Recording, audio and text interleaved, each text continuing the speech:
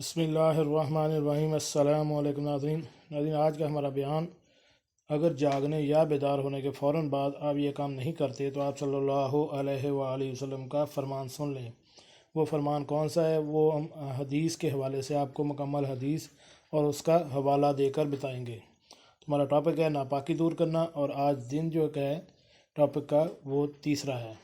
تو شروع کرتے ہیں آج کی ویڈیو، لیکن ویڈیو شروع کرنے سے پہلے میری آپ سے ریکویسٹ ہے کہ اگر آپ میرے اس چینل پر نئے ہیں تو میرے اس چینل کو سبسکرائب کر دیں اور ساتھ بیل آئیکن کا بٹن بھی پریس کر دیں تاکہ میری ہر معلوماتی ویڈیو آپ کو بار وقت مل سکے۔ جی ناظرین، بیان کا جو آج موضوع ہے وہ حدیث کے حوالے سے ہے۔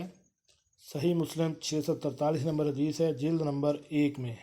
حضرت ابو ہریرہ رضی اللہ تعالیٰ عنہ سے روایت ہے کہ اللہ کے نبی حضرت محمد صلی اللہ علیہ وآلہ وسلم نے فرمایا کہ جب تم میں سے کوئی اپنی نیند سے بیدار ہو تو اس وقت تک اپنا ہاتھ برتن میں نہ ڈالے جب تک اسے 3 دفعہ دھو نہ لے، کیونکہ اسے معلوم نہیں کہ رات کے وقت اس کا ہاتھ کہاں کہاں رہا ہے۔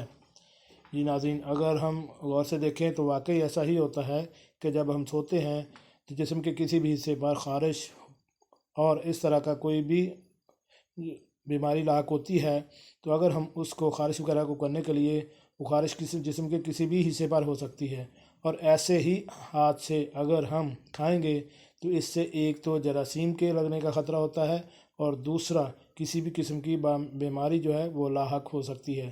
اس لیے آپ صلی اللہ علیہ وآلہ وسلم کی حدیث کو مد نظر رکھتے ہوئے جب بھی ہم بیدار ہوں تو سب سے پہلے اپنے ہاتھ کو 3 بار دھو لیں، تاکہ ایک تو ہم سنت کو بھی زندہ کر دیں، اور اس سے بھی ہم بچ سکتے ہیں کہ ہمارے ہاتھ کے اوپر جو بھی کسی بھی قسم کے جراثیم لگے ہوئے ہیں وہ بھی صاف ہو جائیں گے، اور ہمیں کسی بھی قسم کی بیماری سے بچا جا سکتا ہے۔ جی ناظرین، کیسی لگی آج کی معلوماتی ویڈیو؟ امید ہے آپ کو پسند آئی ہوگی۔ ملتے ہیں ایک نئی ویڈیو کے ساتھ۔ السلام علیکم۔